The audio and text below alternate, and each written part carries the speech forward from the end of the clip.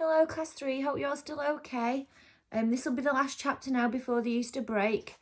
As you're aware, we should be breaking up now for 2 weeks, so the next 2 weeks is classed as the Easter holiday, so you won't be hearing from me during that time. But I am still here and thinking of you all, and I'll be back in touch with you after the Easter break. Okay, so we're up to chapter 24. In chapter 23, just at the end, Vajak had hit out at Razor using his moving circles skill, and he'd managed to catch him right between the eyes, and that was how the chapter was left at the end. So let's see what the repercussions were, if there were any.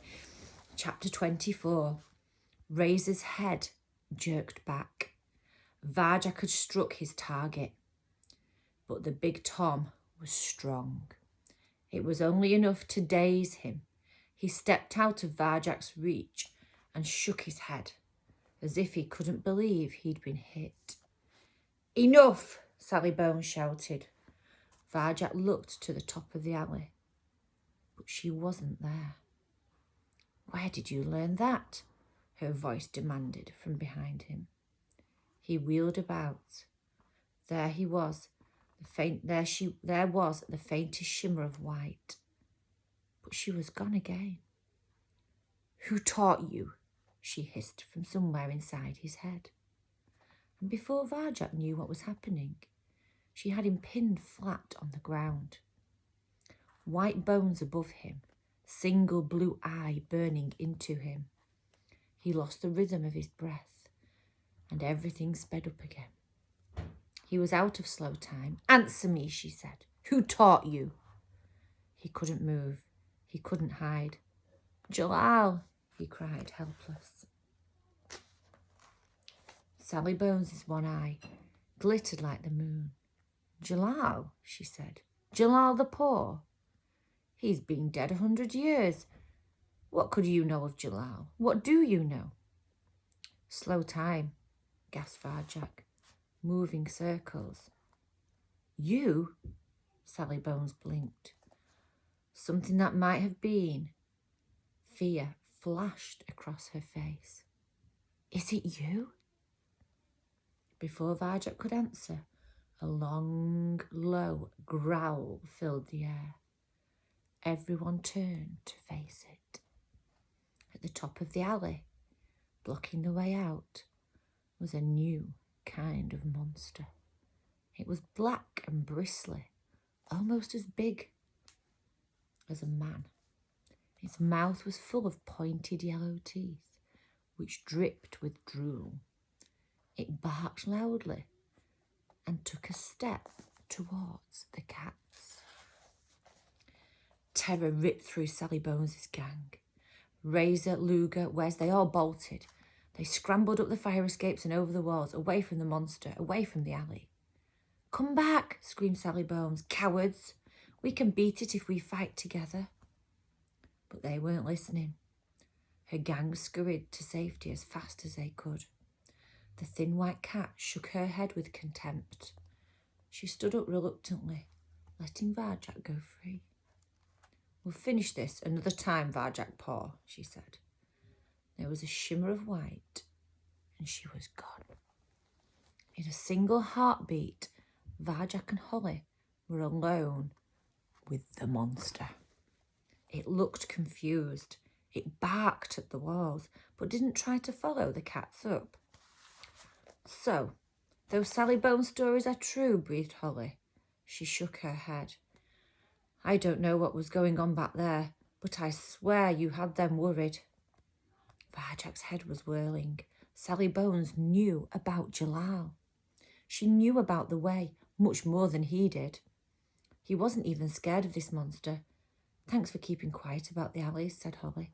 "Come on, let's get out of here before it gets us," she urged. The monster began to lumber towards them. Its big blunt claws clapped on the pavement as it came. It was incredibly powerful. Even its tail looked as if it would knock them senseless. Vajak focused. What would Jalal do? Second skill, awareness. He looked into its eyes. They were cloudy black. There was pain in those eyes, and there was fear, almost terror in its scent. It barked again, a deafening sound. Varjak didn't flinch, he just kept looking into its eyes. If he hadn't once stood before a roaring dog, he would have run away. But compared to those metal monsters, this frightened barking animal was friendly. "What are you doing?" hissed Holly. "Let's go!" Varjak looked up. He could probably make it over a wall or onto the window ledge, like Sally Bones's gang.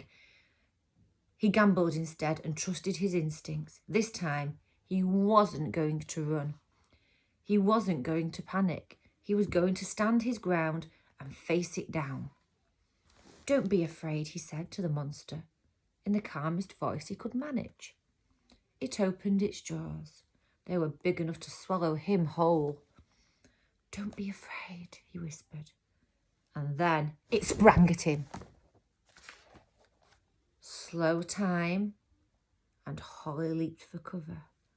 Moving circles, but Varjak stood his ground. Shadow walking. Oh, wrong. The monster smashed into him. The world turned upside down again and everything went black. Chapter 25. "There are times when it is useful to disappear," said Jalal. Varjak was back in Mesopotamia, where the air smelled like cinnamon and tasted of ripe dates. He smiled. It was good to be back. Whatever happened in the real world, there was always Mesopotamia in his dreams. Jalal stood beside him in the shadow of a wall, and then he was gone. "Jalal," said Varjak. His ancestor had disappeared. Even the scent had gone. "Jalal the Poor that I am," said the old cat's voice. But all Varjak could see was a shadow at the base of the wall. Varjak shook his head. "That's impossible." Jalal appeared again, right next to Varjak. "Nothing is impossible." "Maybe it's possible for you, but I'm not you, Jalal. I can't do these things. I can't go invisible or talk to dogs." "Believe something is impossible," said his ancestor calmly, "and you will surely fail. But believe in yourself, and you can do anything." Varjak thought about pigeon hunting with Holly. She believed it was impossible, but he felt sure they could do it if they could just find the right way. Maybe this was the same. And here was Jalal himself offering to show him the way. Wasn't it worth trying and trying and trying again? He nodded. "Teach me, Jalal." "Shadow walking is the 6th skill," explained the old cat. "To shadow walk, you must let go of yourself, like when you stalk your prey and you become your prey. But instead, here you become nothing, nothing at all. You join with the shadow. You become one with the air and part of the ground. You let go. Try it." Varjak slunk towards the wall, willing himself to disappear. "I'm a shadow," he told himself. "No one can see me. I'm invisible." "You are thinking too hard," said Jalal. "Shadow walking is not done by thinking.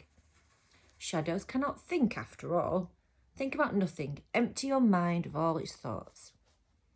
Varjak tried to think about nothing, but found himself thinking about nothing. He tried to empty his mind, but his mind was full of images and emptiness. "Now you are trying too hard," said Jalal. "Perhaps it is too soon. You must know yourself, be sure of yourself, before you can let go of yourself. You do know who you are." Varjak frowned. "What do you mean?"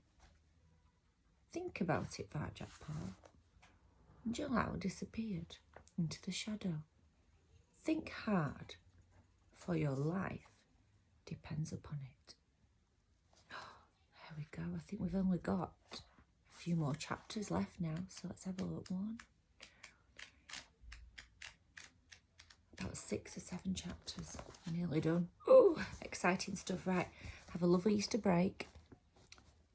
And I will see you and I will speak to you all after the Easter break. Take care of yourselves. Bye.